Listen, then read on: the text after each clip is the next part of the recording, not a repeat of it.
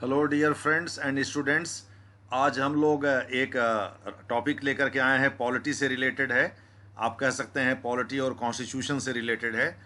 ये भी करंट से रिलेटेड है और आजकल काफ़ी सुर्खियों में है। आप देख रहे होंगे हर इलेक्ट्रॉनिक चैनल पर इसको लेकर के बहस हो रही है, जो भी न्यूज़ चैनल हैं, और अखबारों में भी इससे रिलेटेड चीज़ें निकल रही हैं, लोग भी बहस कर रहे हैं। अब देखिए टॉपिक क्या है। क्या प्रधानमंत्री को किसी धार्मिक समारोह में शामिल होना चाहिए? नरेंद्र मोदी जी जो इस समय भारत के प्रधानमंत्री हैं, वे अयोध्या जाने वाले हैं। वहाँ राम जन्मभूमि मंदिर का जो निर्माण होना है, उसकी नींव रखी जानी है, और ऐसा माना जा रहा है कि वो वहाँ भूमि पूजन कराएंगे और इसी के साथ जो है उसके निर्माण का कार्य शुरू हो जाएगा। भूमि पूजन की बड़ी ज़ोर शोर से तैयारी की गई है। काशी के विद्वान जो ज्योतिषी और पंडित हैं वो लोग भी आ रहे हैं, और वैदिक मंत्रोच्चार के बीच विधिवत इसकी आधारशिला रखी जाएगी और यहीं से निर्माण कार्य शुरू होगा। अब इसमें विरोधी दल या कुछ अन्य लोग ये कहना शुरू कर दिए हैं कि ये सेक्युलरिज्म का उल्लंघन होगा, प्रधानमंत्री रहते हुए उनको इस तरह के धार्मिक समारोह में शामिल नहीं होना चाहिए। तो इसी के विविध पहलू पर चर्चा करने के लिए यह टॉपिक चुना गया है। यह आपके यूपीएससी हो या स्टेट पीसीएस हो या ऐसे सामान्य ज्ञान के तौर पर हो, इन सब के लिए बहुत ही लाभदायक है। अब देखिए, प्रधानमंत्री नरेंद्र मोदी अयोध्या में 5 अगस्त को निर्मित होने वाले राम मंदिर के भूमि पूजन समारोह में हिस्सा लेंगे। उनको राम जन्मभूमि ट्रस्ट की ओर से निमंत्रण पत्र भेज दिया गया है। यह ट्रस्ट सरकार ने ही गठित किया था, जैसा कि सुप्रीम कोर्ट ने आदेश दिया था, और इसमें 15 सदस्य हैं। महंत नृत्य गोपाल दास इसके अध्यक्ष हैं। इसको लेकर देश में परस्पर विरोधी बहस छिड़ गई है। वही बहस आज खास करके कांग्रेस के एक दो नेताओं ने इस बहस को शुरू किया है। इस बहस के केंद्र में सेक्युलरिज्म, पंथ निरपेक्षतावाद का मामला है। कांग्रेस के कुछ नेता प्रधानमंत्री को यह सुझाव दे रहे हैं कि उनको इसमें भाग नहीं लेना चाहिए। वे कांग्रेस के नेता व पूर्व प्रधानमंत्री पंडित जवाहरलाल नेहरू का उदाहरण देते हुए यह कह रहे हैं कि वह भी सोमनाथ मंदिर के पुनरुद्धार कार्यक्रम रिस्टोरेशन सेरेमनी 11 मई 1951 को हुआ था सोमनाथ में, गुजरात में। वो उसमें राजेंद्र बाबू जो उस समय राष्ट्रपति थे वो गए थे, पंडित नेहरू नहीं गए थे। तो ये कह रहे हैं कि सोमनाथ मंदिर के पुनरुद्धार कार्यक्रम में नहीं गए थे। और तो और उन्होंने डॉक्टर राजेंद्र प्रसाद को 11 मई 1951, उन्होंने मतलब पंडित नेहरू ने, इस मंदिर में लिंगम के स्थापना समारोह में भाग लेने से रोका भी था।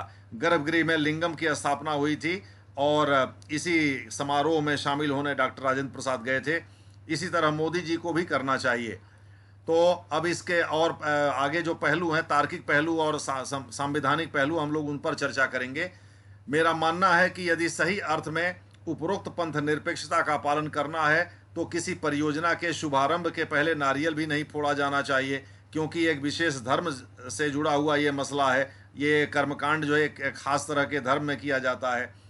और इसी प्रकार से ईद के दौरान जब जो नमाजी लोग होते हैं या जो रोज़ा रखते हैं लोग, उनको लेकर के तमाम इफ्तार पार्टियां होती रहती हैं। जो सरकारी महकमे के लोग हैं, मुख्यमंत्री हैं या प्राइम मिनिस्टर हैं या राष्ट्रपति हैं या गवर्नर हैं, इस तरह के रोज़ा इफ्तार पार्टियों का आयोजन करते रहते हैं। ये भी नहीं होना चाहिए।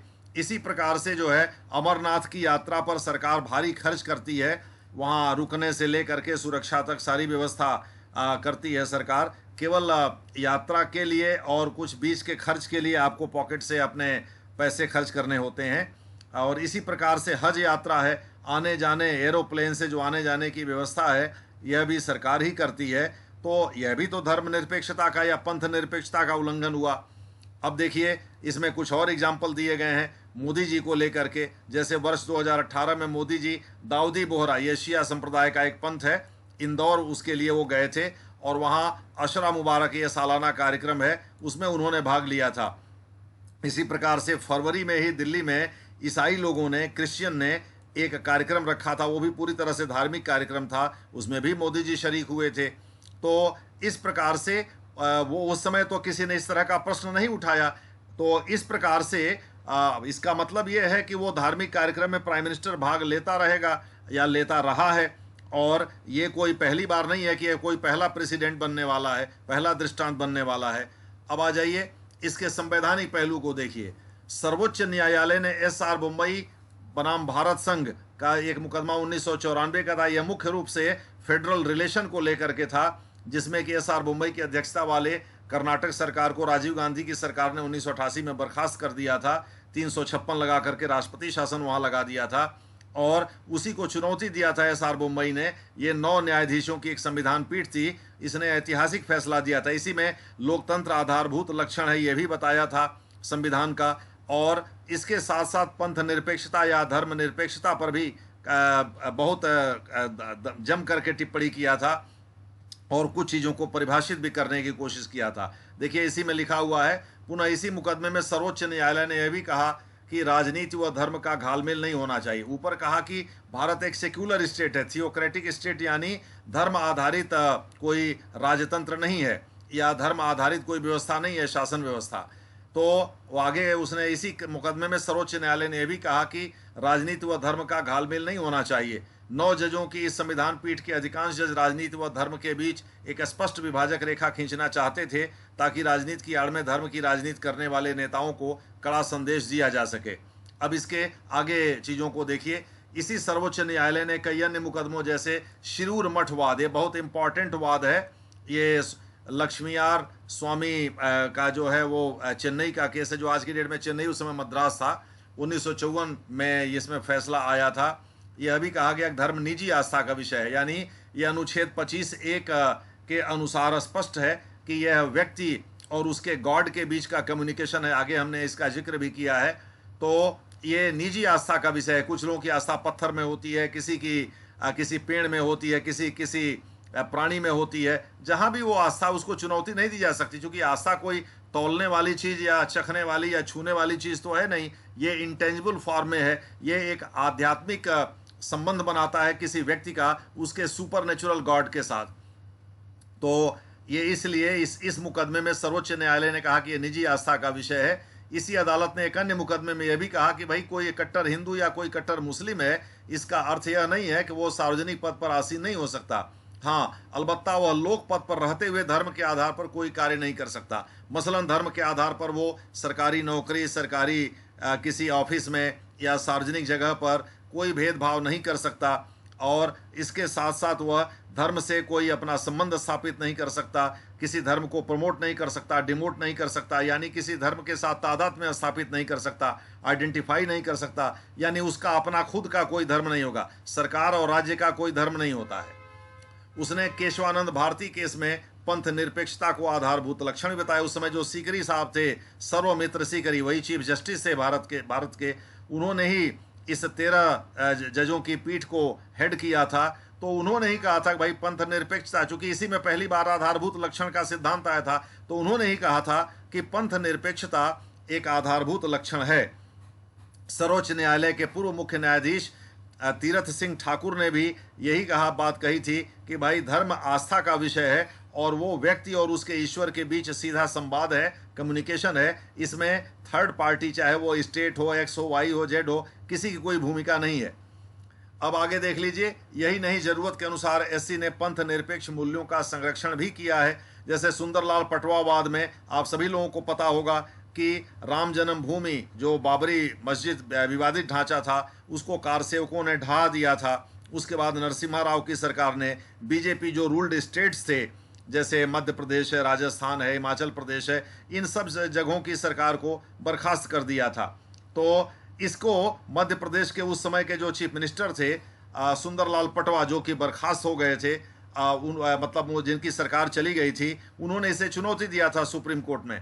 इसी प्रकार से प्रभु बनाम कुंटे, यानी कि ये महाराष्ट्र से जुड़ा हुआ एक मसला है, जिसमें शिवसेना के एक प्रतिनिधि लोकल चुनाव में उन्होंने धर्म का सहारा लिया और इसको कुंटे ने चुनौती दिया।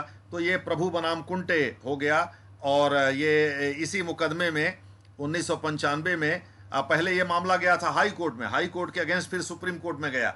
मैं आपको स्पष्ट कर देना चाहता हूँ, इसमें सुप्रीम कोर्ट ने साफ साफ कहा, चूंकि इलेक्शन कमीशन ने इस आधार पर जो विवादित नेता थे उनके चुनाव लड़ने पर रोक लगा दी थी, और इसे हाई कोर्ट ने भी ओके किया था, सुप्रीम कोर्ट ने भी बाद में ओके कर दिया। दूसरे शब्दों में सुंदरलाल पटवावाद में नरसिम्हा राव सरकार के द्वारा राष्ट्रपति शासन लगाने को जायज ठहराया। उसने कहा कि सेक्युलरिज्म चूंकि आधारभूत लक्षण है, अतः इसका अगर कहीं उल्लंघन होता है तो इस आधार पर किसी राज्य सरकार को बर्खास्त किया जा सकता है अगर यह सिद्ध हो जाता है कि राज्य सरकार की इस मामले में कोई न कोई भागीदारी है।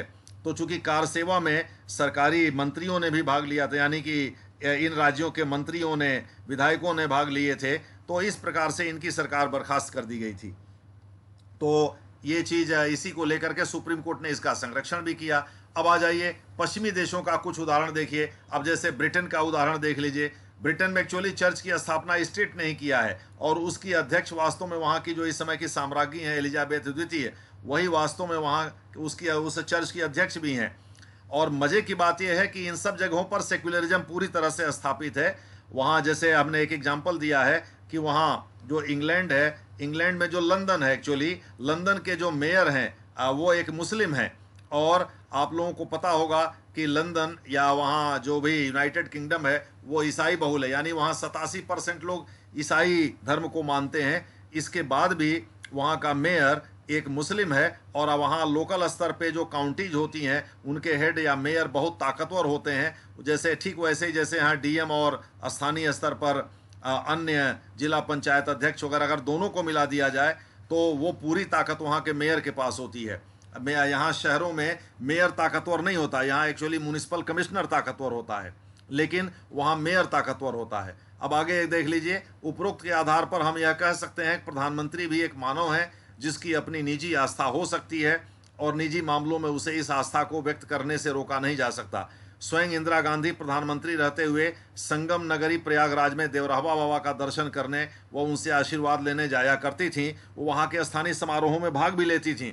एक मुखी रुद्राक्ष उन्हीं के कहने पर उन्होंने पहनना शुरू कर दिया था। तो अंत में निष्कर्ष ये है कि अगर प्रधानमंत्री रहते मोदी जी अयोध्या राम मंदिर निर्माण के भूमि पूजन में जा सकते हैं। इससे किसी पंथ निरपेक्ष मूल्य का उल्लंघन नहीं होगा। धन्यवाद।